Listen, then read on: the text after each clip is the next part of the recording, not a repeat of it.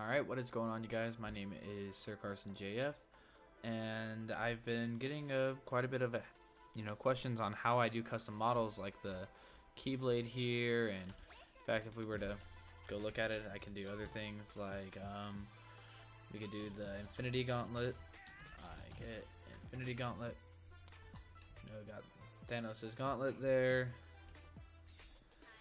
I always make them comically huge just because I feel like that's something stupid and funny to do. And here's a sword I actually went ahead and made just a moment ago. Here's just a default wooden sword. Looks a little different just because of the texture pack is all, but here's just a test one I made right before I started recording this just to make sure that I had everything down pat. But in order for me to show you guys how to do this, there's actually a couple of tools you'll need first. The first tool that I would suggest going ahead and trying to familiarize yourself with is called Workbench. Workbench is this really awesome Minecraft modeling thing, I guess you could say. It's not just for Minecraft, but that's pretty much the main use of it, of course. It works with Minecraft blocks. Everything is a square. It only lets it rotate in degrees that Minecraft can handle. And as you can see here, you can make some really crazy looking things. I'm not going to be showing you guys anything that crazy, but it's downloadable on Windows, Mac, 32-bit Windows, and even Linux, so there's no excuse for you not to be able to get it. Vertex snapping has external plugins, external textures. You can make custom mobs, and you can make custom items and change how you hold them. The second thing that you're going to want to go ahead and get is the resource pack Workbench. This is really awesome for making your own resource packs, which is actually how you get your items into the game. There's a couple of different ways you can implement these resource packs, but regardless, you will have to have a resource pack in order for other people to see the game.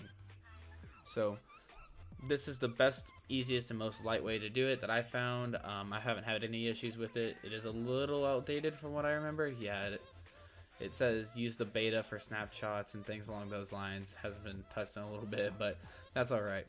And the last one is actually this plugin that I use here. This is the one that I use on my server to help get items added on. It's known as Mythic Mobs. There's a couple different versions of it. You can get the regular old free version, which is perfectly fine. That's what I use. However, there's also another addition to Mythic Mobs known as Artifacts. Artifacts I don't believe is necessary for this. However, I have it anyways, so results may vary on that one, I suppose. Now, these are your three things that you'll have to download. The last link I have up here is actually known as a damage value generator. Links for all of these will be down in the description, of course. This is how the game can decide on what models you're going to have where. Now, for instance, we have it set to Diamond Tool. Has a durability of 1562, which means you can have up to 1,562 custom items on just your Diamond Hoe. In fact, it looks like it goes a little bit above that. It goes all the way up to, oh no, a little bit below that, yeah. So 1,560 items per diamond item, which is stupidly high.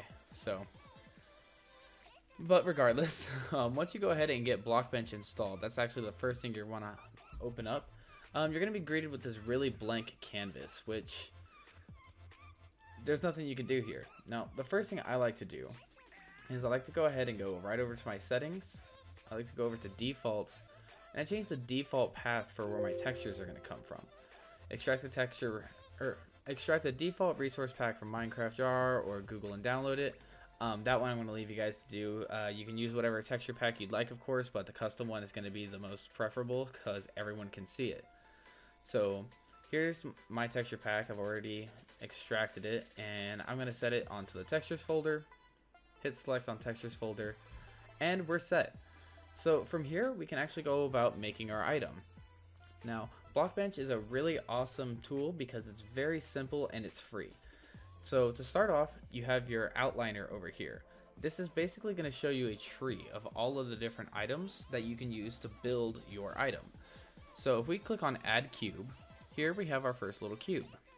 Now, you can drag your cube, right, left, up, down, any which way. Now, in order for us to go ahead and put it in the middle, you can attempt to drag it over there. However, I know that since our size, which size, by the way, is right up here, you have your X, your Y, and your Z, X being red, Z being blue, and Y being green. And then you also have your position, X, Y, and Z as well. Since we have a a solid one block all around. I know that 7.5 on both the X and Z is going to be the center. You guys are going to want to play around with that. Another little tool that you guys might like to hear about is you can actually pivot around your mouse by just left clicking and dragging in kind of the empty space. Right clicking and dragging pans around it. And then of course scrolling up and down your mouse wheel is going to go ahead and zoom in and out of the objects in the center of the screen.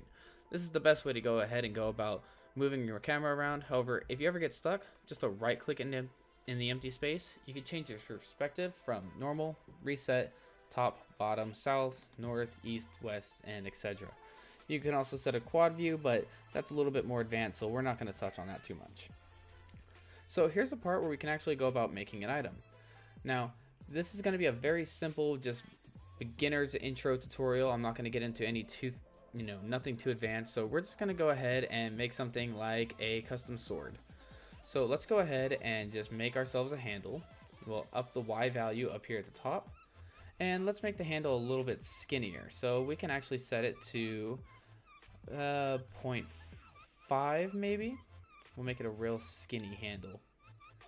There we are. So we set it to 0.5 on both of those. Now the best way to go ahead and shrink those as well, by the way, is to hold down Control to set it in increments of 0.1 or Shift to set it in increments of 0.25. So now that we have that set, let's go ahead and scoot it over just a little bit. 7.7, it's probably going to be 7.75, yeah. So there we are. We have our item exactly centered. It's not always 100% crucial to have it centered, but it makes your life a lot easier later down the line when it comes to the display options. So now that we have our handle, let's go ahead and we'll make us another cube. Alright, so now that we have the second cube, let's go ahead and set it to 7.5. And we're just going to drag it on up a little bit. Again, we can hold down Control to set it just a little bit more precise. Holding down Control and Shift also does work whenever you're moving it in this space as well.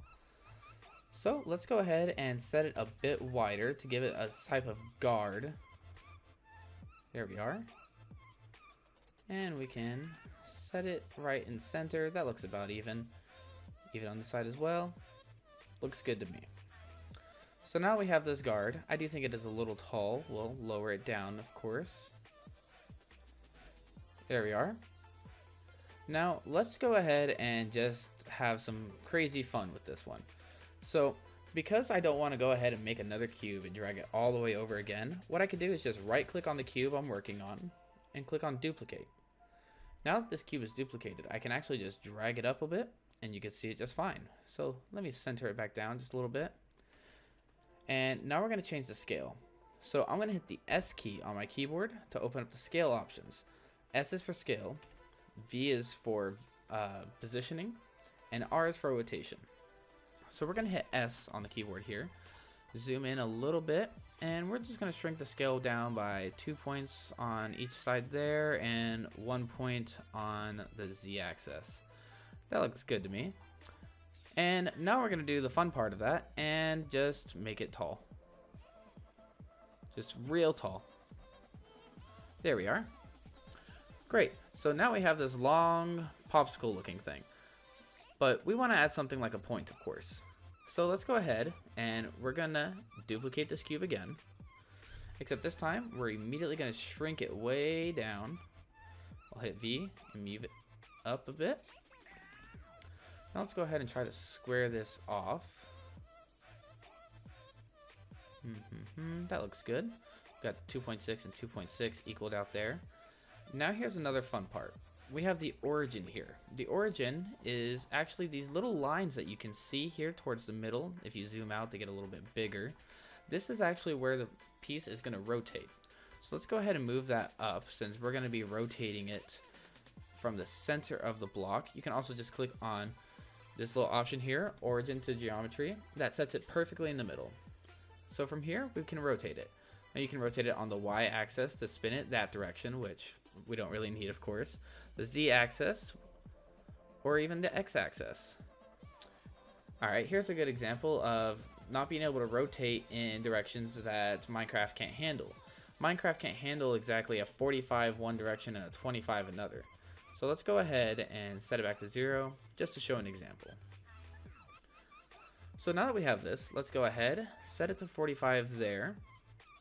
Now, obviously we could just leave this as it is. However, I'm never a fan of leaving good to be good enough. Let me set this to solid 8 as well. So go ahead and insert it. Alright, and I'll just steer it in place. One more. Alright, 0.85 maybe. Like I said, there's no reason to do this specific, but 6.6, 6.5, that's fine, 7.5. Oh, I just 7.6. I know, I mean, I'm sorry guys, 11.5, that was good. Alright, so now we have this basic little looking sword. It's just massive plank with a point on the end, and it's this weird watermelon color. So obviously we're not going to want anything like that, so let's go ahead and texture it.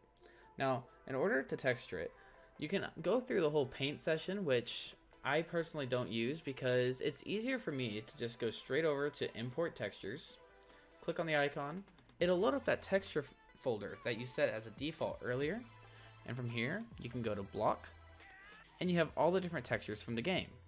Now the reason I like to go about texturing this way is that it makes your resource pack smaller, and it also adds just a little bit of customability for every single person who's going to use a resource pack on the server.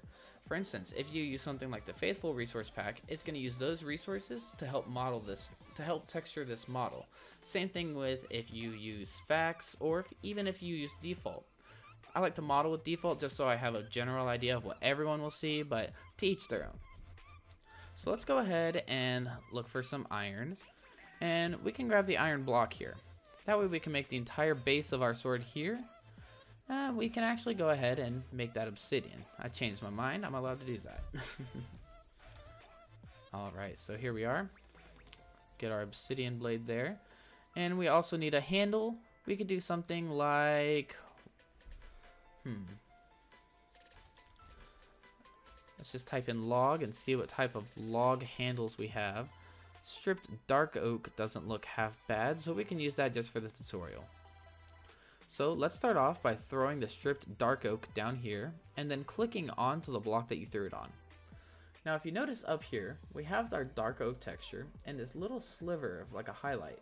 Well, you can actually drag that out or use the number right here to go ahead and, I know it might be difficult to see, we'll zoom on in here. You can use this to help apply the texture to the block face. Once you have it all set, you can click on another side to help decide that face, or you can just use the options up here. However, the fastest and easiest way is to click on the paint bucket to apply it to all the faces. Now, if we were to go ahead and look on the other side of this, the texture's also been applied. So next, let's go ahead and apply the iron block texture to the base of the sword. You just stretch it out. And we can apply it to all faces. I like that darker edge from the iron block showing up. Well, maybe I don't. Let's set this to 14 by 14, 1 and 1. That cuts off the edges, and we'll apply it to all faces. Yeah, that actually looks quite a bit better to me. If I wanted, we could rotate it 90 degrees. Grids up those horizontal lines, but I think we'll stick with what we had. Now what's left for us is our blade. We can drop on the obsidian texture, have a better look at it. Now, because this is all one block, you're just going to see one big patch of obsidian. There's not really a way to go about that unless you're making this a whole bunch of other smaller blocks. See, just doesn't work out with it. So, let's go ahead and we'll just leave it like that. Apply to all the faces. Again, this isn't a very advanced tutorial. This is more as a, here's what you need to jump right in. Set it to as big as it needs to be. Alright, great. So here's our little test sword. Now, this would work great as it is, however, we want to be able to hold this. And if we look here on the display tab, we get a little model, and we see how he'd be holding this. Obviously, that's not what we want, so let's play around with these settings a little bit. Let's start off with the size. Like I said, I want this sword to be pretty big, so that looks good to me. We can rotate it. We do want to rotate it about 90 degrees or so. Enter it in myself. And now we want to go ahead and move it. We can use our slider here, or you could even just grab the arrows. There we are. That looks good to me. Stupidly oversized sword. And in fact, we want to copy it. Click on third person left and paste it. Now the reason we do it like that is that way it keeps the exact same rotation, translation, and scale between both sides. Now let's go ahead and work on the first person. We'll lift it on up. We'll rotate it. We'll bring it back. And then of course increase the size.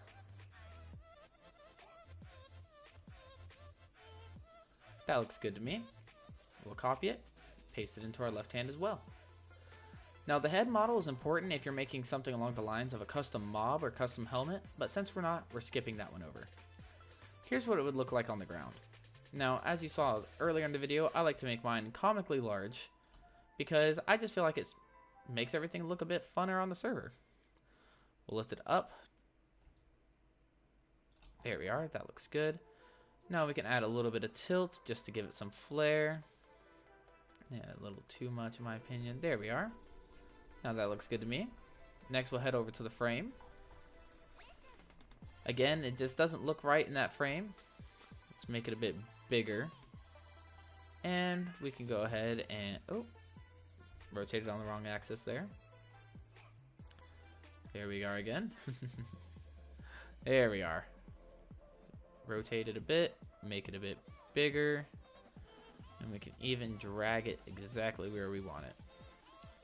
Now we can copy this, paste it into the GUI option here, except we just want to go ahead and change that rotation a bit and make it a little bit smaller.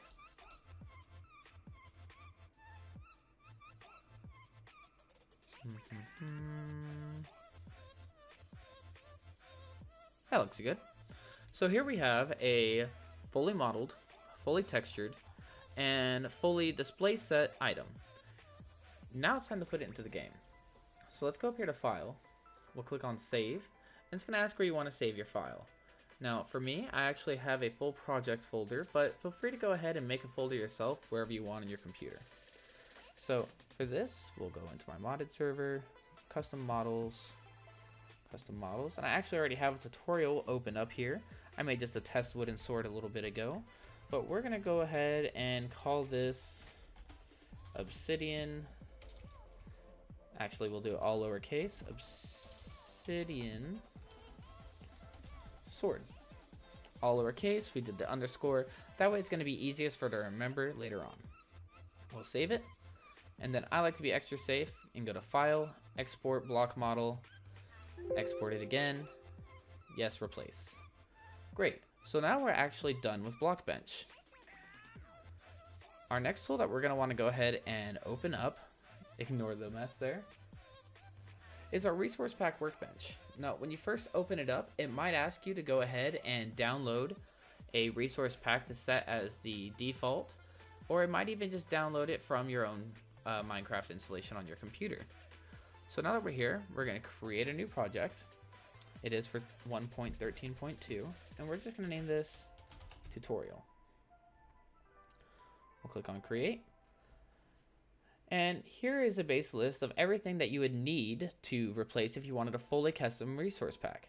Now for us, we want to go into models, items, and since this is going to be a replacement for a diamond sword, or more along the lines of an addition to it, we need to find the diamond sword icon here. Here we are, diamond sword. You click on it, we click edit, and it's going to ask us if we want to go ahead and copy it to the project. We say yes, and here we have this little text editor. Now here's where things might get a little technical, but don't be too afraid. If we head over to the accidental games link that I have in the description, you'll see here that it gives you an option for a diamond hoe. Well, we can actually just replace that with sword. Click on generate code. And here we have everything we need to get started. So let's go ahead and copy that first one. Now the reason we only get the first line is we only have one model. But as time would go on, we could add model 2, 3, 4, 5, and so on all the way down to 1560. But we only need this top half. Control C, and we can open up our model maker, copy everything there, and Control V. Now, it is important that you go down to the bottom of this info tab here and also copy the last lines here. If you notice, this one doesn't have a model icon and its damaged is set to 1 and damage is 0 completely. That means that that is the end of that item's category. And from there, we can just head into our resource manager. We'll hit enter there, paste it, and that should be it, I believe.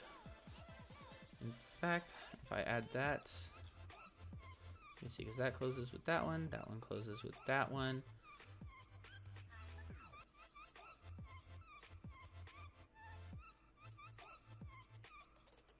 Yeah, everything is there. All right, great. So now that we have this, let's head over to our model name here. Now, here's where we get to change it up. We have item, diamond, and let's go ahead and switch this over to item / and we can put a folder name here. So we're going to put tutorial / and then the name of your item. So we have our obsidian sword. After you have that, you'll click save. And I like to click off and click back on to see if this little box updates. It did in this case. So now we know that our resource pack is just about ready. You could go ahead and explore this program yourself, as it does have options to give it names, descriptions, icons, and a lot more. We're going to go to project, save project, and then project, export resource pack. I have all these different ones here. So we're going to go ahead and just name this resource pack tutorial. Resource pack format, this one actually took me a little while to find out, but if you're on 1.13.1 or lower, you want to go ahead and use 3. Once you get up to 1.13.2, you want to use 4. In Minecraft, add pack to selected on top. Export it. Export was successful. Now we're going to go ahead and open up our resource packs. You can get there by doing %appdata%, but if you're looking in the custom modeling, you should know that by now. So here we have our tutorial.zip resource pack. If we double click it, it'll open up WinRAR. And you get all this info here. Well, we want to go into assets, Minecraft, models, item, and there's our diamond sword info. But if we remember from our configuration, we actually had it set to, pull it back up, item / tutorial / obsidian sword. Meaning we need to create a folder here. So we can go ahead and right click, new folder, tutorial, open up our tutorial, and then from here, we can go get our item. Here we have our obsidian sword file. All it takes is to drag and drop it. We click OK. And there we have it. Our resource pack should be complete. So now let's head back into Minecraft. We go to our options, our resource packs. Let me disable this one. I'll need to leave and rejoin for that one to fix. But we do have our tutorial.zip. So now that we have it on, it's enabled, but obviously we don't have the item. And even if we were to go into creative and head over here to combat, diamond swords are still just diamond swords. So how do we go about moving it into the game? Well, that's where Mythic Mobs comes in. So I have this file here in Mythic Mobs. It's in the items folder, and if you don't know how to go about making a file for Mythic Mobs, that's going to be a video for another time or possibly even someone else. But regardless, so you'll make your item. For instance, here we have an obsidian sword. The ID of the item, which is a diamond sword, it's what we're skinning. The display, which is just the name. I'm giving it a purple word, obsidian sword. Options, well, we want it to be unbreakable because we don't want that durability to change, and the durability is set to 1 since we did only have one place over on our resource pack. For instance, model 1 is this middle one right here with the numbers. It's set to our obsidian sword. So you save that, load it onto your server, reload Mythic Mobs, obsidian sword, and there it is. just as big as we wanted it. Works, swings just like it should. We'll test it out. Spawn mob zombie. There we have a zombie. We hit it. Works just like a diamond sword, about 3 hits. One of the things about this, just because of the way I have to go about it, is that these weapons are unbreakable. I'm sure there's other plugins or other ways to go about doing this, but this is how I have it. If you notice, it looks decent in our GUI right here. Put it in our hand, looks fine. Looks fine in the left hand as well. And if we drop it, it should look comically huge. There's no need for it to be that big, and I love it. So, guys, that's actually going to go ahead and conclude the tutorial. I really hope that this kind of sheds some light on the custom models. I know that a lot of you have been interested in them. So, let me know if you have any questions about this, or if you're wanting a more in-depth tutorial about some of the model making and texturing. One other thing I wanted to point out, if you look, the obsidian on my sword looks a bit different than normal obsidian. Like I said, this takes the items from other resource packs, it takes those textures and applies them to the model. That makes this very lightweight, very fast, and very reliable. It's hard to kind of break this. If you have any issues with it, feel free to go ahead and join my Discord server. The link's going to be down in the description, and just feel free to ping me on there. I'm always on there, and if I get the chance, I'd be more than happy to have a look at anything that might be going on with it. Just make sure to check your spelling first. That's usually the biggest issue. Alright guys, well, thank you so much for watching. My name is CarsonJF, and I'll see you on the next one. Peace.